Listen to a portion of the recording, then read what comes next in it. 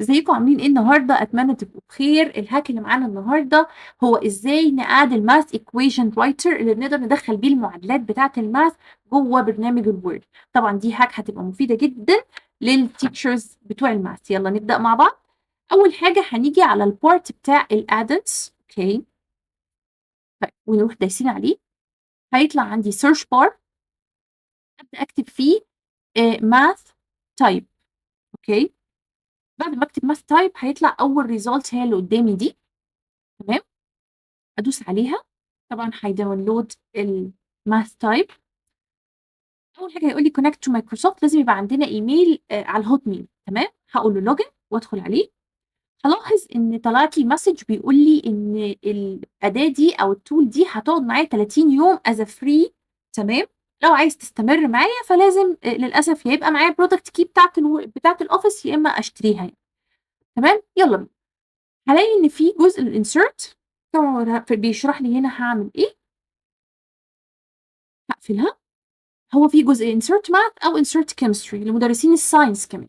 طبعا أنا هخش على الجزء بتاع الماث لأن ده تخصصي يعني. أول ما هدوس عليه طبعا هيحول برضو.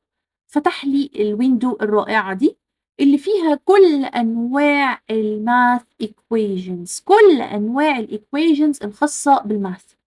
طبعا زي ما احنا شايفين، سواء عندي fractions عايزة أكتبها، سواء عندي operations operators بتاعتها، symbols. طبعا دي عندي الماتريكس. أي حاجة الماتريكس اهي كتبتها، وممكن ده أكتب الأرقام بتاعتها.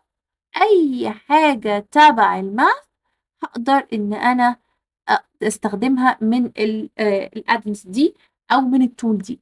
طبعا رائعه رائعه رائعه. طبعا زي ما شايفين احنا بنجرب هنا نكتب الماتريكس، و هنجرب حاجات تانية فيها لوج. طبعا زي ما احنا شايفين كده الاول بالظبط في كل الحاجات الخاصه بالماث بتاعه الجروبس واليونيونز والانترسكت في الجروبس. حاجة جامدة جدا، والكوزاين والتان والساين، كل حاجة موجودة.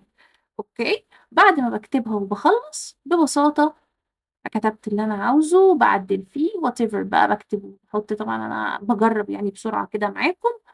وبعد ما بختار اللي انا عاوزه واكتبه، تمام، حتى اللوكس اللي هي اللوغاريتمات اخلص واقول insert. مجرد ما بقول insert بتتحط بالشكل اللي انا كتبته جوه الوورد دوكيمنت. حاجه طبعا يعني عظمه يعني. طبعا هتساعد مدرسين ماث جدا، ولا بقى بجيب حاجه من بره ولا تول من بره ولا حاجه. طيب في ناس تانية هتقولي يا مس ياسمين، ما قدامنا هو عندنا احنا الجزء بتاع الانسرت ايكويشنز ومحطوط عندي كل حاجه، ايه الفرق يعني بين التول دي وما بين الجزء بتاع الماث ايكويشن من انسرت منيو؟ طب ما هو قدامنا كل انواع الماث اوبريشنز كلها موجوده، يعني فرقت ايه؟ هقول لحضرتك ان احنا هنا بتفرق معانا فرق جامد جدا. طبعا كل الادوات موجوده، انا معاك طبعا ان قدامنا كل التولز موجوده، ولكن التول دي بتساعدني في حاجه حلوه جدا. ان انا لو عندي بن تابلت اللي هو التابلت اللي بقدر اكتب عليه على الكمبيوتر، اقدر ببساطه ان استخدمه عشان اكتب المعادلات بتاعتي وادخلها على طول. هو هيحولها لاوتوماتيك، تمام، ويقدر يدخلها على طول. تاني هنرجع نبص هنا على البارت اللي في الجنب ده، هو ده اللي بدوس عليه بيتفتح لي اللوحة اللي كانت قدامنا المخططة دي، علشان أيوة دي، علشان خاطر نبدأ نكتب عليها بإيدينا عادي بالبن تابلت، وتبدأ هو يعمل انسيرت للموضوع جوه الفيديو أو جوه الوورد دوك ببساطة. وطبعا دي حاجة يعني بتخلص بسرعة وما بضيعش وقت. فدي طبعا مفيدة جدا جدا جدا.